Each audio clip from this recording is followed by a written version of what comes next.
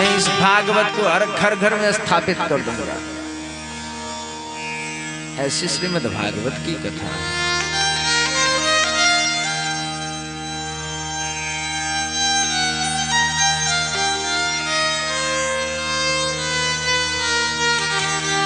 बंधुओं, जैसे भागवत में कहा गया है कि जहां श्रीमद् भागवत की चर्चा होती है, श्रीमद्भागवतम शास्त्रम यत्र भागवते यदा क्रियते श्रूयते चापे श्री कृष्णस्तत्र निश्चितम। जहाँ भागवत की कथा होती है वहाँ भगवान सद्य विराजमान होते हैं। यही नहीं, नद नदियाँ पर्वत सभी देवी देवता वहाँ उपस्थित हो जाते हैं। ऐसी श्रीमद्भागवत की कथा है। और जहाँ नित्य पाठ हो महाराज वहाँ कहना ही क्या। भागवत के महात्म्य ही ऐसी चर्चा आती है। एक श्लोक, आधा श्लोक, श्लोक पादम मतलब 1/4 भी जहां नित्य पाठ हो वहां गोविंद नित्य निवास करते हैं। एक श्लोक क्या है? भागवत का सबसे सरल श्लोक, सबको याद होगा। कुंती स्तुति करती है, कृष्णाय वासुदेवाय देवकी नंदनाय च नंद गोप कुमाराय गोविंदाय नमो नमः। ये एक श्लोक हो गया। इसका आधा अगर याद हो जाए तो भैया बड़ी बात है। कृष्णाय वासुदेवाय देवकी नंदनाय च।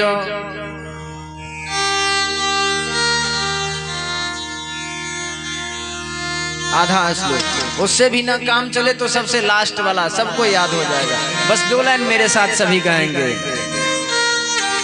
कृष्णाय वासुदेवाय देवकी नंदनाय च नंद गोप कुमाराय गोविंदाय नमो नमो। कृष्णाय वासुदेवाय देवकी नंदनाय च नंद गोप कुमाराय गोविंदाय नमो नमः। कुछ नहीं, लास्ट में क्या है? गोविंदाय नमो नमः। बस लास्ट श्लोक पादम 1/4 बस याद करना है। सभी याद करेंगे और क्या कहेंगे? गोविंदाय नमो नमो गोविंदाय नमो नमो गोविंदाय नमो नमो गोविंदाय नमो नमो गोविंदाय नमो नमो गोविंदाय नमो नमो गोविंदाय नमो गोविंदाय नमो नमो गोविंदाय नमो नमो गोविंदाय नमो नमो गोविंदाय नमो नमो गोविंदाय नमो नमो गोविंदाय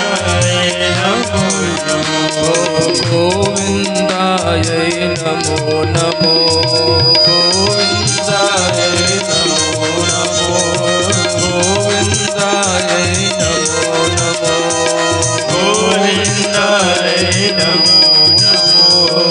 गोविंदाय नमो नमो। ये तो हमें लगता है कि सभी को याद हो गया होगा। क्या है? गोविंदाय नमो नमः। भैया अपने 24 घंटे में बस 10 सेकंड का आप टाइम निकाल लो, समय निकाल लो और क्या कहो? गोविंदाय नमो नमः। भागवत के 1/4 श्लोक का नित्य पाठ हो जाए। श्लोक पादम इतना भी अगर आप प्रतिदिन कर लो महाराज आपको सब कुछ मिल जाएगा। भागवत महात्मा पढ़ेंगे तो उसमें लिखा है जो नित्य भागवत का पाठ करता राजसी अश्मेध आदि यज्ञों का जो फल होता वो सहजता से ही प्राप्त कर लेता है। भैया प्राप्त करना है तो केवल क्या करना है, गोविंदाय नमो नमो, बस इसी से याद हो गया। यही याद हो गया महाराज, फिर तो नित्य पाठ होगी। बोल वृंदावन बिहारी लाल की।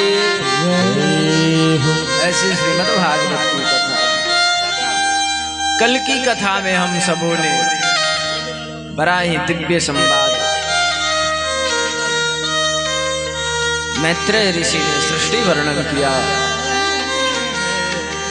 आकुतुई देवहूति प्रसूति प्रिय व्रतानपाद आदि सभी के वंशों का बड़ा ही सुंदर विस्तृत वर्णन।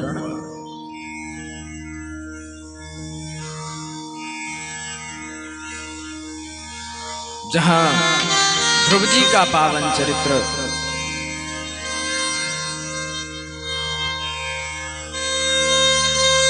बोल वृंदावन बिहारी लाल की जय जय श्री राधे।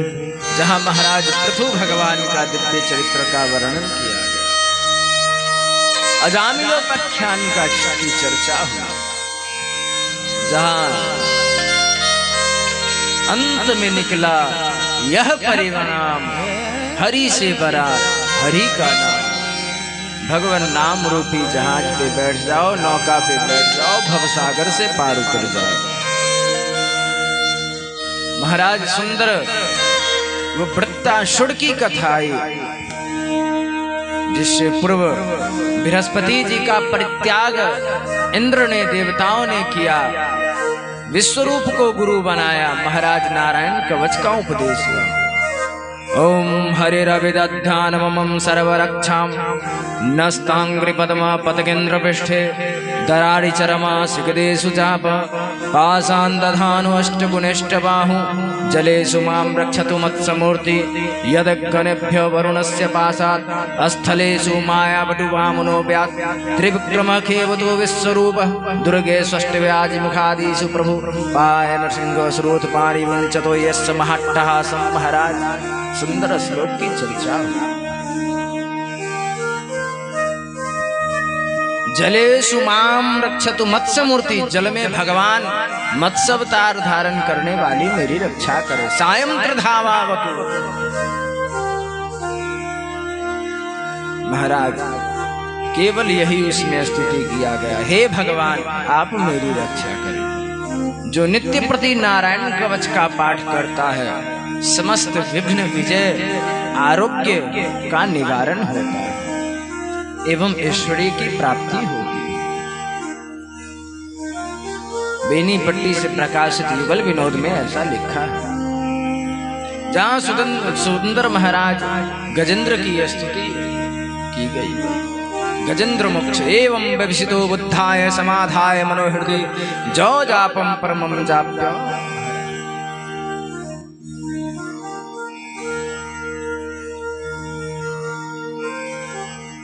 बड़ी सुंदर चर्चा हो। गजेंद्र मोक्ष का जो नित्य प्रति पाठ करता है, ऋण से मुक्ति होती है एवं समस्त अमंगलों से नाश होता है। महाराज भागवत में ऐसी साधन है, कहीं और डोलने की बात नहीं। केवल भागवत जी का अगर आश्रय ले लिया जाए, महाराज सभी कष्टों की निवृत्ति हो जाएगी। आप पाठ करते होंगे हिंदी में, तो नीचे में लिखा हुआ है इसके पाठ करने से मोक्ष की प्राप्ति, इसकी पाठ करने से भक्ति की प्राप्ति, गोपी गीत पाठ करने से भगवत प्रेम की प्राप्ति। महाराज अब क्या चाहिए, सब कुछ इसमें साधन विद्यमान है, फिर भी हम अन्य साधनों में भटकते रहते हैं।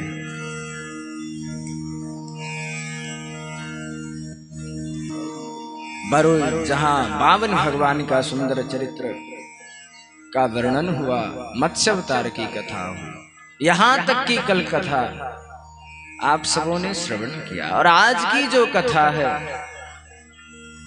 वो भागवत के द्वितीय खंड के 9वें स्कंद की कथा है, जहां वैवस्वत मनु की कथा आती है, जिनके पुत्र सुदुम्न मनु होती है। विवस्वत मनु के पास कोई संतान नहीं होता। महाराज यज्ञ आदि करवाते, उनकी पत्नी की इच्छा होती पुत्री हो जाए, इनकी इच्छा पुत्र हो जाए। ऋषियों ने मंत्र में कुछ उल्टा कर दिया महाराज, अब ये पुत्री हो गई। फिर ऋषि की कृपा से ये पुत्र बना। इसी वंश में पृषद आदि मनु के 5 पुत्रों के वंश का वर्णन किया गया, जहां महर्षि च्यवन्य और सुकन्या का चरित्र आता है। सुकन्या ने च्यवन्य ऋषि का आंख फोड़ डाले, बाद में इनका विवाह हुआ। इसी वंश में शर्याती आदि नाभाग और श्री अम्बरीश जी महाराज। देखिए, हमें तो 8 बजे कथा विश्राम करनी है तो करनी है। हाँ, मैं कल भी 4-5 में बैठा हूं और 8:02 पर कथा विश्राम हुई। अब आप मोर नृत्य करवाओ, भजन सुनो, वो आपकी इच्छा है, मेरी तो कथा की सेवा है। बोल वृंदावन बिहारी लाल की।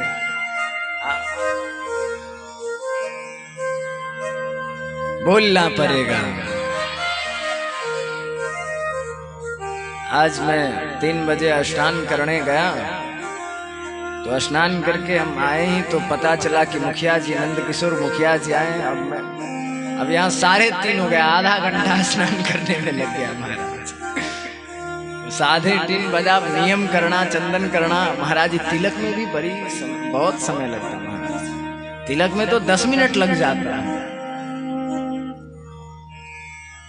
तिलक में फिर माला जप बाकी ही रहता है, तो माला जप में बैठे। अब तब तक मुखिया जी आए। मेरे कारण आपको बड़ी परेशानी हुई, बहुत देर तक आपको गाड़ी में ही बैठना पड़ा, क्योंकि आप शरीर से बड़े असमर्थ हैं। बैठे रहे। फिर नियम हुई तो मैं गया, तो कहा कि आइए कथा सुनने। बोले कि एक जगह जा रहा हूँ, कई दिनों से इच्छा थी कि आपके दर्शन करें। आज हम तो 4:20 में यहाँ पहुंचे हैं पाठक जी। हाँ, और यहाँ पहुंचते ही समय तो हो ही गई है। बोल वृंदावन बिहारी लाल की जय। जय जय श्री राधे। बंधुओं,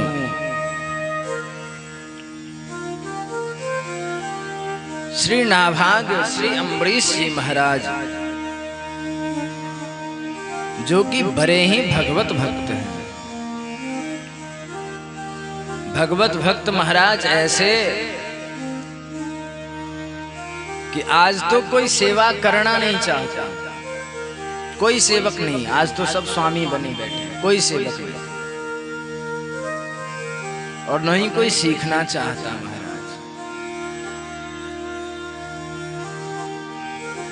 सेवा आपकी ऐसी कि मंदिर की सेवा करते। खुद ठाकुर जी के लिए उस समय में गेहूं पीसना, चावल कूटना, ठाकुर जी के घर के चौका बर्तन झाड़ू की सेवा। तत्पश्चात स्नान करके आते, फिर ठाकुर जी को स्नान कराते, इत्र से मालिश होती ठाकुर जी को। फिर ठाकुर जी को पोशाक धारण, श्रृंगार धारण करा करके, तिलक धारण करवा करके, सुंदर पुष्प माला धारण, भोग लगाकर, आरती कर कर, इतना करते करते महाराज बहुत समय। फिर ये तो श्रृंगार भोग हो गया, फिर बाल भोग, फिर राज भोग, फिर उत्थापन भोग, फिर शयन, फिर संध्या आरती, फिर शयन आरती।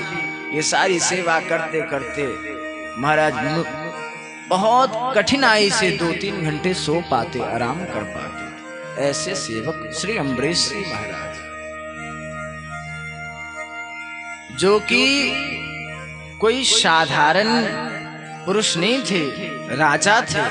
राजा होने के बाद भी ठाकुर की इतनी सेवा करते थे। राजा होने के बाद भी आज जो सेवा नहीं करना चाहता, वो कहता है अरे क्या कहे, बहुत समय ही नहीं मिलता। हाँ, ये काम है, वो काम। भैया राजा के पास जितना काम है उतना काम किसी के पास नहीं हो सकता। लेकिन सोचने वाली बात है, एक राजा होकर ठाकुर जी की इतनी सेवा। ऐसे श्री अम्बरीश जी महाराज ठाकुर जी की कृपा से अम्बरीश जी महाराज खूब भजन खूब सेवा करते थे। आपका एक नियम जरूर था, प्रतिदिन कथा सुनना, प्रतिदिन कीर्तन करना। ये सारी नियमावली आपकी थी। सभी एकादशी को करना, और जब तक एकादशी के उपरांत द्वादशी को किसी संत ब्राह्मण को नहीं जमाते, नहीं पवाते, नहीं खिलाते, तब तक आप अन्न जल ग्रहण नहीं करते। ऐसे अम्बरीश जी महाराज ये ऐसे भगवत भक्त, भक्तमाल में आपकी बड़ी रोचक कथा है। मैं स्पर्श नहीं करना चाहता था, लेकिन आप श्री ब्रजकिशोर ठाकुर जी बैठे हैं, वहां तो स्पर्श करना है, क्योंकि आपने एक दिन भक्तमाल की बड़ी सुंदर चर्चा करी कि एक ही खंड हमें प्राप्त हुआ। भक्तमाल में कथा ऐसी आती कि अम्बरीश जी महाराज के 3 जन्म हुए। तीसरे जन्म में आप अम्बरीश बने।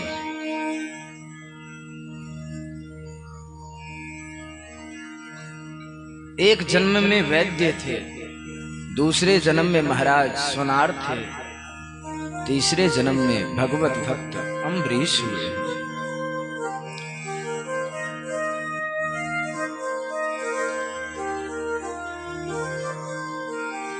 एक जगह एक कन्या बीमार पड़ गई।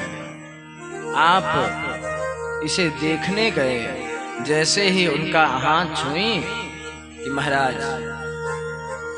उसकी मृत्यु हो गई। फिर कुछ दिन बाद आपकी भी मृत्यु हो गई। फिर दूसरे जन्म में गणिका बनती है, सुनार बड़ा भव्य मंदिर का निर्माण होता है, जहां कलश लगाने के लिए श्री अम्बरीश जी महाराज पूर्व जन्म में चढ़ते, वहां से गिर जाते, उनकी मृत्यु हो जाती। तीसरे जन्म में श्री अम्बरीश जी महाराज, और वो कन्या मिथिला में आकर मिथिला में वो जन्म लेती है। ब्रजकिशोर ठाकुर जी मिथिला की भूमि कोई साधारण भूमि नहीं है, बड़े बड़े महात्माओं को जन्म देने वाली भूमि है, बड़े बड़े वीरांगनाओं को जन्म दिया है मिथिला।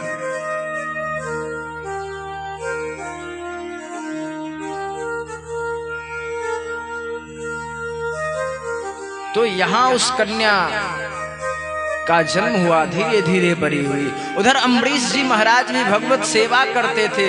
और भैया, औरों का प्रचार हो या ना हो, लेकिन भगवत भक्त जो होते हैं उनका प्रचार हो जाता है। बड़े सौभाग्यशाली, मैं बहुत सौभाग्यशाली हूँ। इस बार का तो ये जो नववर्ष हुआ अंग्रेजी महीने के हिसाब से, महाराज इतना दिव्य, इतना दिव्य, इतना सुंदर कि आज तक नहीं हुआ था मेरे लिए। महाराज पहली तारीख को मैं वृंदावन गया, वृंदावन से बरसाने गया। उससे पूर्व में गोकुल रमन रेती शरणानंद जी महाराज के पास गया। वहां से होते हुए जब मैं गोकुल गया तो मंदिर बंद हो गई। अब मंदिर बंद हो गई तो बहुत देर हम लोग बैठे, मंदिर खुली। अब ठाकुर जी की लीला थी कि संतों का दर्शन कराना था। अब हमारे साथ सभी सेठ जी थे। अब महाराज, अब उनको ठंडी में गर्मी लग रही थी, कह रहे थे एसी नहीं है गाड़ी में। हम तो ठंड से थोड़ा बहुत सिकुड़ रहे थे और वो तो एकदम खिड़की के पास में बैठे। वहां गए तो मंदिर बंद। अब मंदिर बंद तो बहुत देर तक रुके, तब जा करके श्री किशोरी जी का दर्शन हुआ। और दर्शन हुआ तो वहां 2 व्यवस्था है। जो शरीर से लाचार है, बीमार है, परेशान है, वो मोटरसाइकिल से जाए। मोटरसाइकिल का किराया 100 रुपया, 1 किलोमीटर भी नहीं है। तो हम लोग सीढ़ी से तो चढ़ नहीं पाए। 1 जनवरी के दिन इतना भीड़ था कि दोनों सीढ़ी से, कैलाश जी, दोनों सीढ़ी से लोग चढ़ते नहीं थे, उतरते थे। इतना लग रहा था होली आ गया। अब वहां किसी तरीके से फिर उतरे तो बस एक सीढ़ी के पास वहां महाराज आलू टिक्की खिलाता है सुंदर, और वहां का छाछ रबड़ी महाराज, दही का लस्सी। सेठ जी बोले कि मुझे तो दही का लस्सी पीना है, वो पीने लगे। अब हम तो भैया इस सब के संगत वाले, हम तो नमकीन, हमने कहा कि हम तो आलू टिक्की खाएंगे। वहां तो बिना लहसुन प्याज का बनता है। जो ही हम खाने बैठे और धीरे धीरे जब हम आप कहेंगे पाना कहना चाहिए, खाना क्यों कह रहे हैं भैया? पाना बहुत लोगों को मालूम नहीं, वो पाना किसे कहते हैं, इसलिए मैं खाना कह रहा हूं। तो भैया जैसे ही मैंने हाथ धुला कि देखा विनोद बाबा जी महाराज सीढ़ी से उतर रहे। मैंने जल्दी छोड़ा, उनके साथ देखा माधव जी को, चित्रलेखा जी के पतिदेव जी। माधव जी हाथ पकड़े हुए हैं। कौन? आप लोग तो जानते होंगे, देवी चित्रलेखा जी, उनके पतिदेव जो कि उनके शिष्य हैं। एक हाथ इधर से वो पकड़े, एक हाथ से और कोई थे, और सारे बच्चे उनको एकदम घेर लिए। महाराज बाबा बाबा टॉफी दो टॉफी दो, और बाबा सबको टॉफी देते और कहते सर पे हाथ रख। सबको कहते हाथ रख, और सबको टॉफी देते। अब हम गए, बाबा कहे, बाबा को लगा कि कोई ब्रजवासी है, भेष भी भूषा मेरा यहाँ तो कुछ ऐसा है, वृंदावन में तो भेष भी ऐसा होता है। आप समझे कि ब्रजवासी, मेरा हाथ पकड़ लिया और कहे, छूते ही तो महाराज गदगद हो गया मैं। ऐसे संत, मैं दंडवत किया, पैर न छूने दिए। माधव जी ने पकड़ लिया हाथ, लेकिन बड़े कठिनाई के साथ मैंने चरण स्पर्श किया। फिर मेरे साथ थे, उनके साथ एक पिक हुआ, फोटो हुआ। बाबा बड़े ही अपने हाथ को स्नेह से ऐसे साला करके बोले, लाला भजन कर रहे हो ना? बोले सरकार भजन तो नहीं होती है, आपकी कृपा हो तो कुछ। ऐसे साधु आपके मन में, विनोद बाबा जी महाराज के मन में एक बार इच्छा हुई, आपके पास बहुत अगरबत्ती वो दिखाते ठाकुर जी को, तो आपके पास क्या हुआ, अगरबत्ती का कमी पड़ गया। 20 साल पहले की चर्चा है। तो बोले कि आज से मैं राधा रानी को एक अगरबत्ती नहीं दिखाऊंगा, है ही नहीं। बाबा जी कहाँ से लाए? बैठ के भजन करूंगा, अगरबत्ती नहीं दिखाऊंगा। ठाकुर जी क्या बताऊं, जब वो कथा कहते, ये कहानी कहते, रोने लग जाते, बहुत रोते हैं, मूर्छित हो जाते हैं। एक बार सुना रहे थे कि मैंने जब कहा कि राधा रानी को आज से अगरबत्ती नहीं दिखाऊंगा, प्रातः काल होते ही 3 बोरा 3 कट्टे में अगरबत्ती, 3 गोपी जो बोली कि मैं ब्रजवासी हूँ, यहीं की हूँ, और महाराज कंधे पे लाद के लाई और विनोद बाबा जी को दिया। अगरबत्ती लो, 3 बोरा। बाबा कहते मैं आज भी उसी अगरबत्ती को जला रहा हूँ, 3 बोरी अगरबत्ती।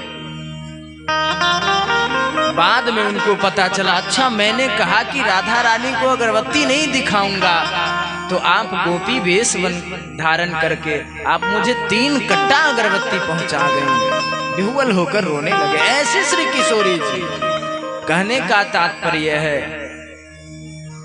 कि अगर एक निष्ठता, समर्पण, अनन्यता अगर जीव के भीतर है, तो जीव कुछ ना करे, केवल बैठे रहे, ठाकुर जी उसका परिवहन करते हैं, ठाकुर जी उसका निर्वाह करते हैं। इसमें कोई शक की बात नहीं है, ठाकुर जी करते हैं। हमारे सरकार जी 12 वर्ष की अवस्था में मानसरोवर में जाकर छुप गए। आपने सुना कि राधा रानी ब्रज में किसी को भूखे नहीं सोने देती, सबको कुछ न कुछ खिला डालती है। मानसरोवर में जाके छिप गई। 12 वर्ष की अवस्था थी, लगभग 40-50 साल पहले की कथा है। छिप गए तो बहुत देर हुई, आपको भूख लगी तो कहीं कोई नहीं दिखा, तो श्री किशोरी जी 1 बाल्टी छाछ बाजरे की रोटी लेकर के आ गया। सरकार जी को खिलाया। सरकार जी तो मूर्छित हो गए खा करके। सवेरे उठे तो रोते रोते आंख मलते आश्रम में आए। दादा गुरुजी से आपने कहा कि मैंने गया था, पर दादा गुरुजी जान भी गए कि तू राधा रानी की परीक्षा लेने गया था। और आकर महाराज जी तो श्री दादा गुरु जी महाराज एक लाठी मारे कि राधा रानी को तूने आने पे मजबूर कर दिया। उस दिन से श्री ठाकुर जी की कृपा से तो सरकार की जीवन ही बदल गई। आज भी जब ये कहानी श्री गुरुदेव सुनाते हैं सरकार, तो भाव विहोल होकर रोने लग जाते हैं।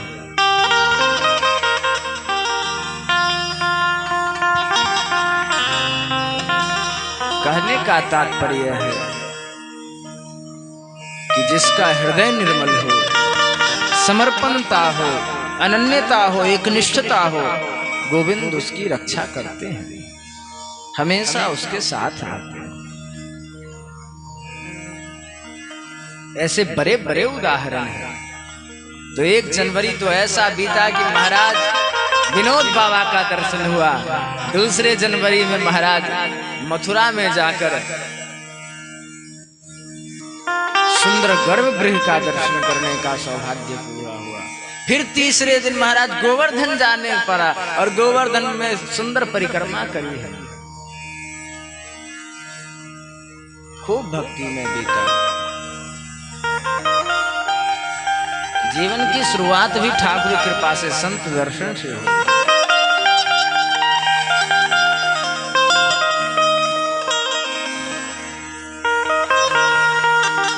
इस भारतवर्ष में एक से एक महात्मा, भारत के महान योगी, एक ग्रंथ आती है जिसमें महान साधुओं की चर्चा की गई है। लेकिन बस एक निष्ठता और अनन्यता होनी चाहिए। हाँ भैया, परीक्षा तो होगी, भागता है या आता है या रुका रहता है, ये परीक्षा तो होगी महाराज। तो ऐसे संत श्री अम्बरीश जी महाराज जो बराबर कथा सुनते, कीर्तन करते, भगवान की सेवा करते, ये मिथिला की पुत्री, ये मिथिला की बेटी, ये मिथिला की कन्या जब ये सुनी कि अम्बरीश जी महाराज ऐसे भगवत भक्त, क्योंकि भैया भक्तों का प्रचार हो जाता है समय आने पर। विनोद बाबा जी महाराज कुछ नहीं चलाते, मोबाइल भी नहीं रखते, लेकिन उनका रोज फेसबुक लाइव होता महाराज। चेला भी है तो करेगा, तो चेला तो कुछ न कुछ करेगा। और काफी उनको फॉलो करने वाले। तो प्रचार हो गया अम्बरीश जी महाराज की। अब ये मिथिला की पुत्री जब सुनी, अब तो कही कि मैं तो विवाह उन्हीं से करूंगा। आप एक पत्र लिखती हैं कि मैं आपसे ब्याह करने को तैयार हूं। अम्बरीश जी ने कहा कि मुझे विवाह हुआ कुछ करना नहीं है, मैं भजन करूंगा। ऐसे ही मेरे पास कई रानियां हैं। फिर यहां से लिखी कि अगर आप नहीं करोगे तो मैं मर जाऊंगा। अम्बरीश जी ने कहा कुछ भी करो, हम करने वाले नहीं हैं। फिर ये लिखी कि आपके मन में ऐसी भाव होगी कि सांसारिक भौतिक सुख के लिए मैं विवाह कर रही हूं, ऐसा नहीं है। मैं भगवत भक्ति प्राप्त करने के लिए ही आपकी सेविका बनकर, दासी बनकर श्री ठाकुर जी की सेवा सीखना चाहती हूँ, श्री ठाकुर जी का भजन करना चाहती हूँ। तब उस समय में अम्बरीश जी महाराज तलवार भेजे हैं जिससे इनकी शादी संपन्न हुई। फिर वहां जब ये गई तो महाराज ऐसी व्यवस्था हुई कि आप तो पहले 1-2 दिन ये देखने लगे। देखिए कि अम्बरीश जी महाराज भजन कर रहे हैं, सेवा कर रहे हैं। ये टूटू टूटू होता है तो सुनने में दिक्कत होती है। बंद कर। आप कभी कभी मुरली एकदम मीठा, कभी कभी एनी टाइम दिक्कत होती हो। हमारे मुरली जी भी ये कहते हम ही बजाते, बोल वृंदावन बिहारी लाल की जय। तो वो रानी देखने लगी कि राजा क्या करते हैं। 2-3 दिन तो देखी, तो बस सवेरे उठती है और जा करके मंदिर की सेवा कर लेती, चौका बर्तन की सेवा आदि करती है। जब ये होती महाराज अम्बरीश जी उधर से स्नान आदि करके ये सेवा किसने कर लिया? तब तक तो ठाकुर जी रेड्डी हैं, एकदम दुल्हा बन करके बैठे, सुंदर पोशाक सुंदर माला धारण करके श्री ठाकुर जी को बिठा दी रानी ने। अम्बरीश जी को आया रोज, किसने मेरी ठाकुर की सेवा छीन ली? मेरी सेवा है, मेरे ठाकुर हैं, मेरे ठाकुर जी की सेवा किसने की? छोटी रानी ने कही सरकार मैंने सेवा की है। बोले देखो छोटी रानी, अगर तुम्हें ठाकुर की सेवा करनी है अपने घर में मंदिर बना, अपने ठाकुर को विराजमान कर, अपने ठाकुर की सेवा कर, मेरे ठाकुर की सेवा मत कर, मेरे ठाकुर इसलिए उनकी सेवा मैं करूंगी। मीराबाई कहती है मेरे तो गिरधर गोपाल, ऐसी भाव मेरे ठाकुर, ये अभिमान जिस दिन होता है मेरे ठाकुर।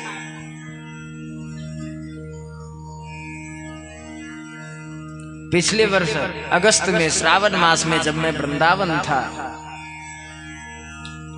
तो मौसी माँ के एक शिष्य आए, मैंने उनसे पूछा कि हमारे ठाकुर कौन से हैं, क्योंकि मैं पुजारी बाबा से पूछता था तो वो तो कहते राधा रसिक बिहारी। अब भैया मैंने कहीं कहीं कुछ पढ़ा लिखा सुना तो मन में हुआ भैया सबके ठाकुर अलग अलग हैं, किसी के मदन मोहन देव जी, किसी के राधा रमन जी, किसी के कोई, हमारे ठाकुर कौन है? हमारे आचार्य ने किन को प्रकट किया, हमारे आचार्यों ने किन की उपासना की? गोपाल भट्ट जी ने श्री राधा रमन जी को प्रकट किया तो हमारे आचार्य ने किन को प्रकट किया? बड़ी इच्छा थी, मन तो कहता था कि वो है, दिमाग भी कहता था वो है, लेकिन प्रमाण न मिल रहा था, पुष्टि न हो रहा था। तो वही श्रावण में वही आरती सदगुरुदेव की गाँव वही गाते हैं। जाते ही ट्रेन में उनसे बड़ी सुंदर चर्चा हुई, दर्शन हुए। भले तो वो देखे तो देखते रहे, क्योंकि मेरा हुलिया बदला था, क्योंकि जब मैं पूजा करता था यूं बाल था इतना बराबर, और उस समय वो पूजा करते हुए देखे थे। 18 की कहानी, 19 में वो गए नहीं, 20 में लॉकडाउन ही, तो आप पहले देखे फिर सोचे पुजारी है, फिर सोचे क्या, तो हमने ही देखा उनको तो हमने दंडवत किया, तो बोले मैं आपको पहचानता हूँ लेकिन कंफ्यूज हो रहा हूँ। मैंने कहा मुझे लग रहा है, तो कहा आप पुजारी जी हो क्या? आप तो ठाकुर जी की सेवा। हाँ मैं पूजा करता था। बोले ओ कैसे पहचानूं, या दाढ़ी था या महाराज इतना लंबा लंबा बाल, इसीलिए मैं नहीं पहचान पाया, इसीलिए मैं पहचान नहीं पाया। तो आपने बताया दर्शन के क्रम में जाते हुए दो रास्ता है, एक तो आप रंग जी से होकर के जाओ, जहां आज भी सोना का खंबा इतना बड़ा है ब्रज किशोर ठाकुर जी, जितना तार का वृक्ष हो, तार का जो पेड़ होता है ना कितना बड़ा, उतना बड़ा है सोना का खंबा, बड़ी तगड़ी सुरक्षा है। वहां महाराज 300 कुछ उत्सव हैं, और वहां तो 700-800 पुजारी हैं महाराज, प्रतिदिन उत्सव वहां रंगनाथ दक्षिण भारत, खूब लंबा चौड़ा व्यवस्था। एक तो वो रास्ता है, और एक आश्रम से के पीछे हुए, रंग जी के पीछे हुए, और यहाँ 64 महंत होते हुए जाते हैं। तो उसी रास्ते से मैं जा रहा था, 64 महंत में जाकर दंडवत आदि किया, बंगाली बाबा का दर्शन किया।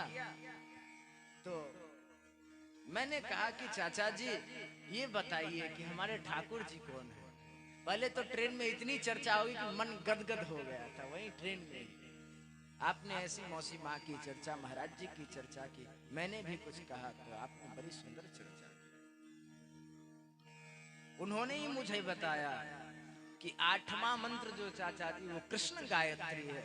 लोग सूर्य को जल देते हैं, सूर्य देवाय नमः, भास्कराय नमः, आदित्याय नमः नमः करके गायत्री मंत्र के द्वारा देते हैं, लेकिन सूर्य को भी जल दो तो कृष्ण गायत्री के द्वारा।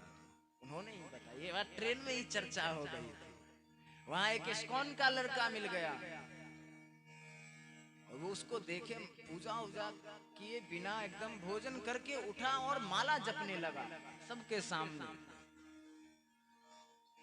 मैंने पूछा तुम माला जप रहे हो? मेरे को आश्चर्य हुआ ये लड़का कैसे माला जप रहा है। कहा कि इस्कॉन में ऐसी शिक्षा दी जाती है कि एक माला कम से कम प्रतिदिन जपना है। बैकुंठनाथ जी ने कहा तब तो तुम्हारा बेड़ा पार हो गया। बोले वृंदावन बिहारी लाल की जय। तो उन्होंने कहा कि देखो हम सबों के ठाकुर कौन है पता है? हमने कहा नहीं। तो बोले कि तुम बोलो अपने मन से कौन है। हमने कहा देखिए मेरे मन में दिमाग में एक चलता है, यहीं पे जो मंदिर है ना श्री गोविंद देव जी का, वही हमारे ठाकुर हैं। अरे तुम तो जानते हो। कहा कि चाचा जी जानता तो लेकिन पुष्टि नहीं हुआ आज तक। पुजेरी बाबा से पूछते वो तो परमहंस कहते बस रसिक बिहारी उनकी सेवा कर।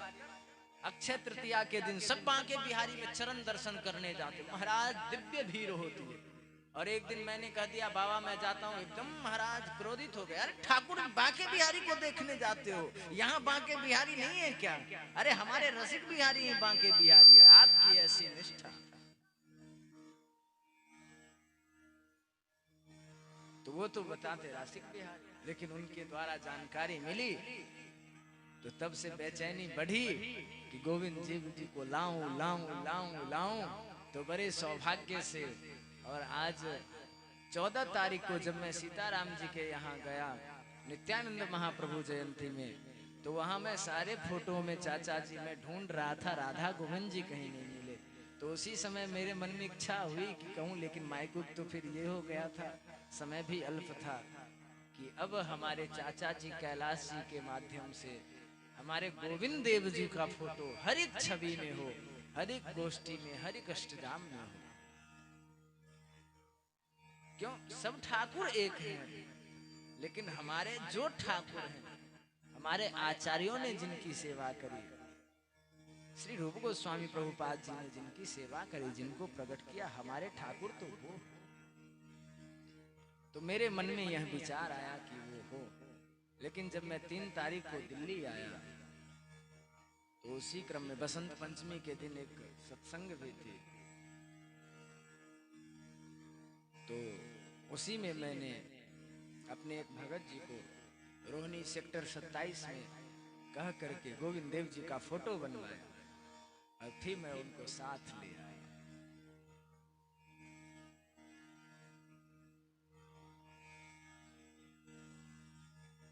ऐसे श्री गोविंद देव मंदिर का तो बड़ा ही इतिहास है। ठाकुर जी अपनी स्वेच्छा से जयपुर जाने लगे, जयपुर चले गए।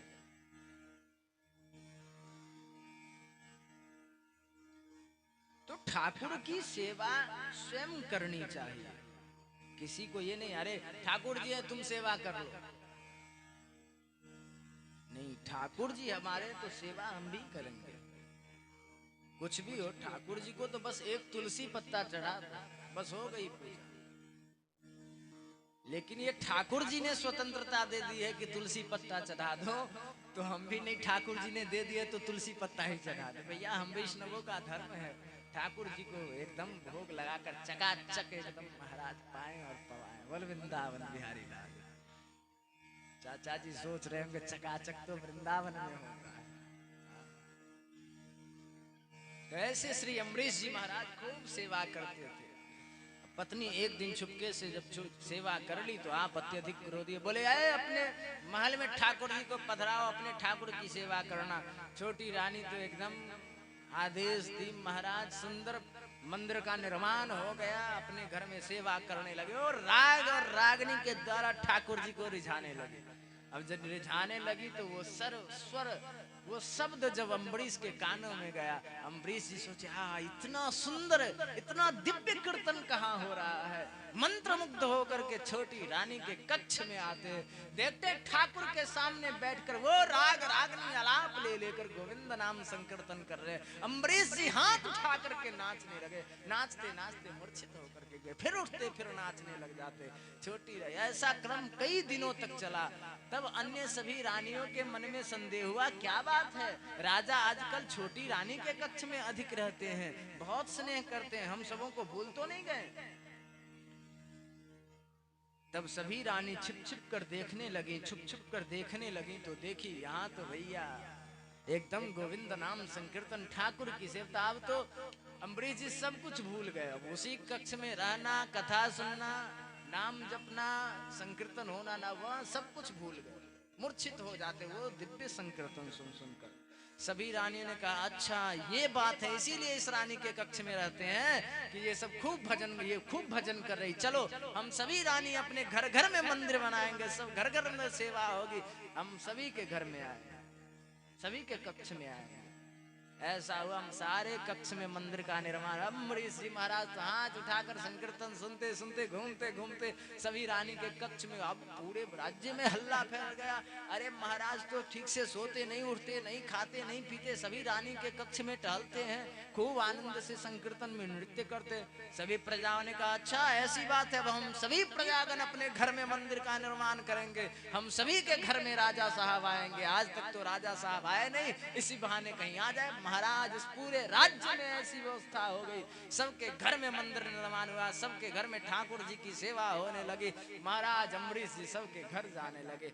ऐसी छोटी रानी जिसके पुण्य से, जिसके प्रताप से, जिसके प्रभाव से, जिसके कर्म से महाराज अम्बरीश की सारी नगरी भक्ति में हो गई, ऐसी अम्बरीश जी महाराज की छोटी पत्नी। ऐसे श्री अम्बरीश जी महाराज, एक दिन श्री अम्बरीश जी महाराज एकादशी करते, एकादशी में भैया सुंदर ठाकुर जी की सेवा आदि करके, नाम जप आदि करके विश्राम करते हैं। प्रातः होते ही कौन, दुर्वासा ऋषि पधार जाते हैं आपके द्वार पर। आपने कहा, ब्राह्मण आप बैठे, मैं तुरंत स्नान करके आया। स्नान करने गए, आपने देखा कि अब द्वादशी का जो समय प्रारंभ होने वाला है, अगर मैंने पारण न किया तो फिर व्रत का फल प्राप्त नहीं होगा, इसलिए आपने ठाकुर जी का चरणामृत ले लिया, तुलसी पत्र। इतना सुनते, इतना जानते ही तो दुर्वासा ऋषि को आया क्रोध, और एक मस्तक से बाल लिया, पटका, कृत्या को जलाकर भस्म कर दो। लेकिन अम्बरीश के भक्त, अम्बरीश जैसे भक्त की कौन क्या बिगाड़ सकता है, उनकी सेवा में तो सुदर्शन चक्र नियुक्त श्री ठाकुर जी ने किया है। ऐसा सुदर्शन चक्र महाराज, जैसे वो कृत्या चली, महाराज सुदर्शन भी चला, उसको एकदम महाराज मार काट के खत्म, भस्म कर दिया सुदर्शन ने। दुर्वासा के पीछे लगा, दुर्वासा जी भागते भागते ब्रह्मलोक गए। ब्रह्मा जी ने कहा, मेरे बस की नहीं है, शंकर जी के पास गया। शंकर जी ने कहा, भैया मेरे बस की बात नहीं। भगवान के पास गए, भगवान ने कहा, देखो ये मेरे बस की बात नहीं कि मैं तुझे कुछ बचा सकूं। बोले, चक्र आपका, आप सबके ईश्वर हो, और आप कह रहे हो कि नहीं मैं बचा सकता। ठाकुर जी ने कहा कि देखो बात ऐसी है कि मैं भक्तों के अधीन रहता हूँ, इसीलिए मैं कुछ नहीं कर सकता, चाहते हुए मैं कुछ नहीं कर सकता, क्योंकि हम भक्त पराधीन, मैं भक्तों के अधीन रहता हूँ। क्योंकि जो भक्त मेरे लिए अपने स्वजन, बंधु बांधव, मित्र, सगे संबंधियों सबको छोड़कर संसार के सभी सुखों का परित्याग करके केवल मेरी शरण में रहता है और मुझ परमात्मा का ही भजन करता है, मैं उस भक्त के अधीन कैसे न रहूं। इसलिए मैं कुछ नहीं कर सकता। अगर आप इससे रक्षा चाहते हो तो जाओ श्री अम्बरीश जी महाराज के पास, अगर वो आपकी रक्षा की तो हो सकता है अम्बरीश जी महाराज के पास आए। भैया घूमते घूमते 1 वर्ष व्यतीत हो गया, ठाकुर जी 1 वर्ष व्यतीत हो गया, और अम्बरीश जी की दशा यह देखिए, हाथ में चरणामृत लिए, तुलसी पत्ता लिए बैठे हैं कि दुर्वासा जी आएंगे, उनको पवाएंगे, फिर हम पाएंगे। भैया 1 वर्ष में कितने एकादशी हो गए। ऐसे अम्बरीश जी महाराज, आज तो भैया एक साधु अगर मुझे कुछ कह दे तो भैया जिंदाबाद और मुर्दाबाद की नारा लग जाती। लेकिन देखो सरलता, देखो धन्यता, देखो साधु के प्रति स्नेह, साधु के प्रति निष्ठा, साधु के प्रति समर्पणता। अम्बरीश जी महाराज के पास जो साधु श्री दुर्वासा ऋषि के इतने अपकार के बाद भी आपके मन में नेक सी खोट बुद्धि न हुई और आप उनकी सेवा के लिए बैठे रहे। भैया ऐसी सहजता, ऐसी सरलता, ऐसी धन्यता जिसके भीतर हो, वही महात्मा के लिए तो ठाकुर जी सुदर्शन नियुक्त कर सकते।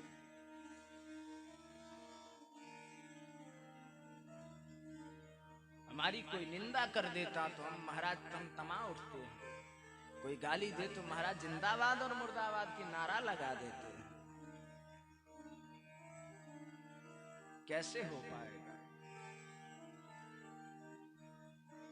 वैष्णव जोने तेने कहिए जे पीर पराई जाने रे। अगर हम वैष्णव होकर के भी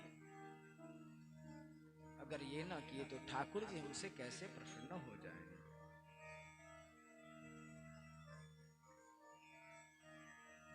मैं मानता हूं वैष्णव सभी से श्रेष्ठ है। वैष्णव का अगर अपराध बन जाए तो फिर बड़ा परेशानी होता है, भजन में व्यवधान होता है, और भजन में ही नहीं इस संसार में भी बड़ी पीड़ा होती है उसे। लेकिन हम वैष्णवों का भी धर्म यह होना चाहिए कि मेरी कोई ऐसी क्रिया न हो जिसके द्वारा किसी को कष्ट हो, जिसके लिए किसी को मेरे प्रति दुर्बुद्धि हो, दुर्विचार पैदा हो। इसलिए सब कुछ छोड़कर भगवान का ही भजन करना चाहिए। देखिए, आप किसी का भी अगर निंदा करते हो, शिकायत करते हो, तो भैया एक न एक दिन उसके कानों में जरूर पहुंच जाता है। आज पहुंचे या कल पहुंचे, पहुंचना है। और जब अपनों की बात किसी दूसरों के द्वारा वो अपनी बात पता चलती है तो बड़ी पीड़ा होती है। ये बात हमें किसने? राधा माधव बाबा ने बताया कि श्याम बिहारी कुछ भी हो, किसी के बारे में कुछ न बोलना चाहिए। जो पूछे कहो हाँ ठीक है, इतना कह दो। अगर तुम्हें अगर वो पसंद नहीं तो कह दो हाँ ठीक है, निंदा मत करो। क्योंकि एक तरफ तुम कितना भी भजन कर लो, साधन कर लो, और तूने अगर किसी की निंदा कर दी, किसी की शिकायत कर दी, वो भजन चला गया। इसलिए न ही किसी की निंदा करो, न ही किसी की शिकायत करो। करो और करो तो वैष्णवे को गुण का वखान करो, साधुओं के गुणों का वखान करो, और गोविंद चरणों और गोविंद लीला का पान करो, गोविंद नाम का संकीर्तन करो। सभी वैष्णव हैं, सभी श्रेष्ठ हैं। ऐसे श्री अम्बरीश जी महाराज, दुर्वासा जी ने पैर पकड़ लिया। अम्बरीश जी ने कहा, आप मुझे क्यों पाप चढ़ा रहे हो? अम्बरीश जी ने तुरंत उनके हाथ पकड़कर अपने मस्तक पे रखा, कहा आप मुझे क्षमा कर दीजिए, मेरे कारण आपको इतना दौड़ना पड़ा, इतना भटकना पड़ा, इतना परेशान होना पड़ा। अम्बरीश जी ने कहा, अरे ये सब बाद में कहना, पहले ये कह कि सुदर्शन कैसे मेरी रक्षा करेगी। बोल वृंदावन बिहारी लाल की। अम्बरीश जी ने कहा कि अगर मैंने ठाकुर का भजन ही किया है, ठाकुर की सेवा ही की है, अगर मैंने मन में किसी साधु के प्रति कोई द्वेष बुद्धि न हो, दोष बुद्धि न हो, तो ये सुदर्शन शांत हो जाएगा। सुदर्शन शांत हो गया। फिर अम्बरीश जी ने दुर्वासा जी को पवाया है, भोजन कराया है, फिर आप भोजन किए। ऐसे श्री अम्बरीश जी महाराज। और इसी पावन वंश में आगे चलकर युवनाश्व हो गए, जिन्होंने ब्रह्मवश अभिमंत्रित जल को पी लिया, इसलिए उनके उदर से मानधाता का जन्म हुआ। इसी मानधाता के यहाँ सौरभी ऋषि आ गए, जो यमुना नदी में भजन कर रहे थे। एक मछली को देखकर आपके मन में भी इच्छा हुई कि मैं संसार बसाऊं, संघ का बराही दोष। आप आए, बोले कि मुझे ब्याह करनी है। मानधाता जी ने कहा जो पसंद आए कर लो। कहा अच्छा साधु का मजाक उड़ा रहे हो। महाराज ऐसा सुंदर दिव्य स्वरूप बनाया, गए सब ब्याह करने को तैयार, सबसे ब्याह किया आपने। फिर पश्चाताप होने, अरे मैं कहाँ भजन कर रहा था, कहाँ फंस गया। फिर अपने सब कुछ को छोड़कर भगवत भजन में लीन होकर भगवत प्राप्ति आपने किया। मानधाता के सत्यव्रत और इनके ही वंश में हरिश्चंद्र हुए, जिनके रोहित हुए। हरिश्चंद्र जी महाराज ऐसे, इसी नवम स्कंद में कथा आती है कि सत्यवादी तो है, लेकिन भागवत कह रहे हैं कि एक बार आप भी झूठ बोल बैठे। ऐसा कि पुत्र नहीं हो रहा था तो वरुण देवता से बोले कि अगर मुझे पुत्र हो गया तो क्या करूंगा, आपको दे दूंगा। अब जब पुत्र हुआ, वरुण देवता पहुंचे, दे दो। बोले देखो देखो अभी तो हुआ, अभी इसका छठी भी नहीं हुआ है, 12 दिन भी नहीं। फिर आए, अरे अभी इसका दांत नहीं हुआ है, अरे ये बड़ा नहीं हुआ। वरुण देवता रोहित के उदर में प्रवेश कर गए हैं, जिसके कारण से बड़ी पीड़ा हुई है। फिर ठाकुर जी की कृपा से सब ठीक हुआ। हरिश्चंद्र जी महाराज ऐसे, जिन्होंने अपने सत्य धर्म का पालन किया, ऐसे श्री हरिश्चंद्र जी महाराज। ऐसे श्री हरिश्चंद्र जी महाराज की जो पावन कथा है, वो सभी को सुनने के लिए बड़ी ही उत्तम कथा है। खासकर वैष्णव और साधु को तो सुननी चाहिए कि ऐसी विकट परिस्थिति में आपने सत्य का साथ न छोड़ा। इसी वंश में रोहित के पुत्र वाहुक के पुत्र सगर हुए। राजा सगर के 60,000 पुत्र हुए।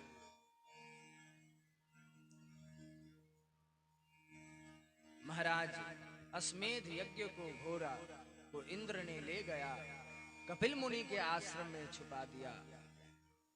ये सभी गए खोजने, तो सोचे कि यही कपिल, यही जो मुनि है, इसी ने चुराया है। दुर्व्यवहार दुर्वचन कहने लगे, उनका नेत्र खुला, सब जलकर भस्म हो गए। जब भस्म हो गए तब बड़ी चिंता हो गई, इनका उद्धार कैसे हो। तो कपिल भगवान ने उपाय बताया कि मां गंगा के जल के स्पर्श से इन सबका उद्धार होगा। तब सगर पुत्र असमंजस, अंशुमान, दिलीप पुत्र भगीरथी ने, इन सबों ने मिलकर क्रम से तपस्या करी और श्री भगीरथ जी ने मां गंगा को लाया। श्री शंकर जी ने अपने मस्तक पे धारण किया। महाराज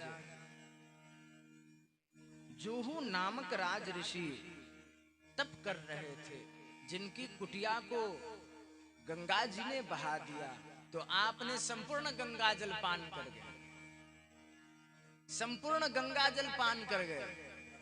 फिर बड़ी प्रार्थना की तो आपने अपने कानों से गंगा जी को प्रकट किया। भागवत में ऐसी कथा है। इसीलिए मां गंगा शहणु पुत्री बनकर प्रकट हुई और सगर के सभी पुत्रों का उद्धार हुआ है। यज्जल स्पर्श मात्रेन ब्रह्मदंड हतापि,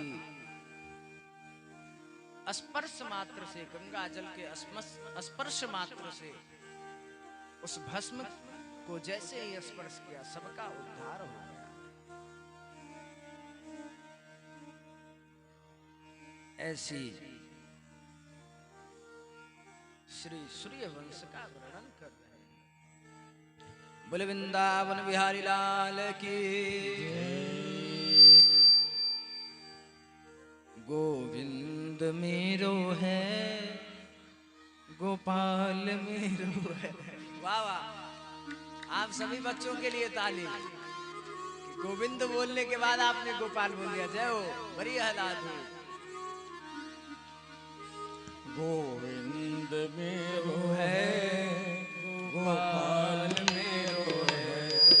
गोविंद मेरो है, गोपाल मेरो है। गोविंद मेरो है, गोपाल मेरो है।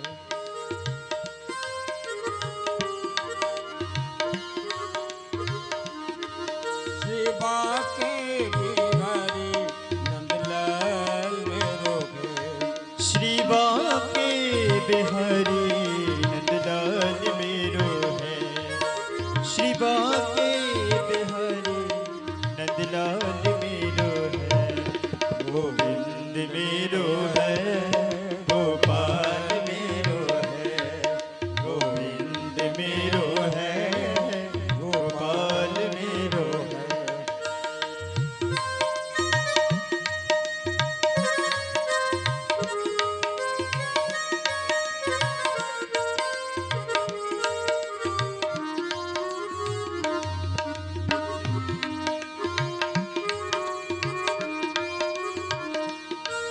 शिवा के बिहारी नंदलाल मेरो है। शिवा के बिहारी नंदलाल मेरो है। शिवा के बिहारी नंदलाल मेरो है। शिवा के बिहारी नंदलाल मेरो है। गोविंद मेरो है, गोपाल मेरो है। गोविंद मेरो है, गोपाल मेरो है। शिवा के बिहारी नंदलाल मेरो है। शिवा के बिहारी नंदलाल मेरो है।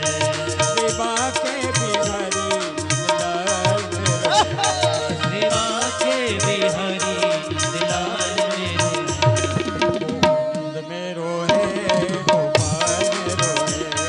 गोविंद मेरो है, गोपाल मेरो है। गोविंद मेरो है, गोपाल मेरो है। गोविंद मेरो है, गोपाल मेरो है। गोविंद मेरो है, गोपाल मेरो है। गोविंद मेरो है, गोपाल मेरो है। गोविंद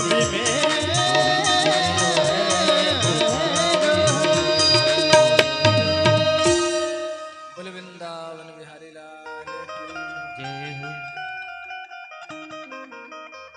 बोलना पड़ेगा एक बार जोर से।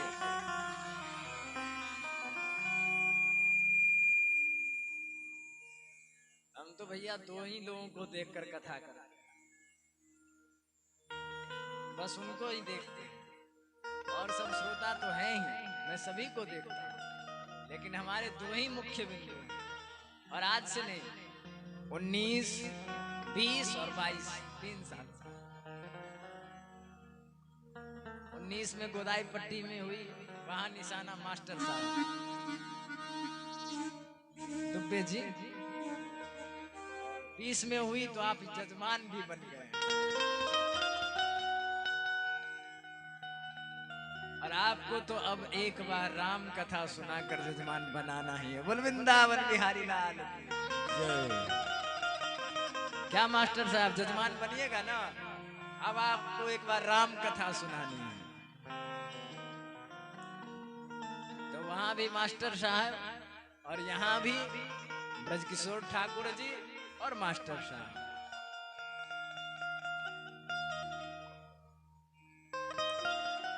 मैं तो प्रथम दिवस ही बैठते ही मैंने कहा कि ब्रज किशोर भैया नाम कितना पावन है। ब्रज का मतलब व्यापक, विस्तार करने वाला, विस्तृत करने वाला, विश्वास करने वाला।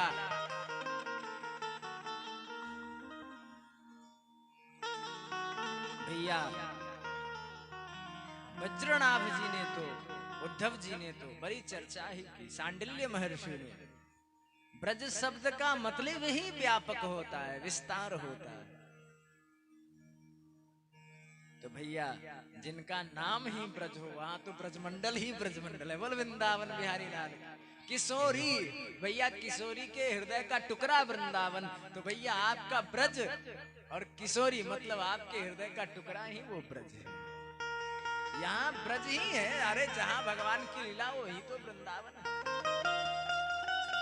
क्या नाम, जब बैनर बन रहा था, पंपलेट बन रहा था,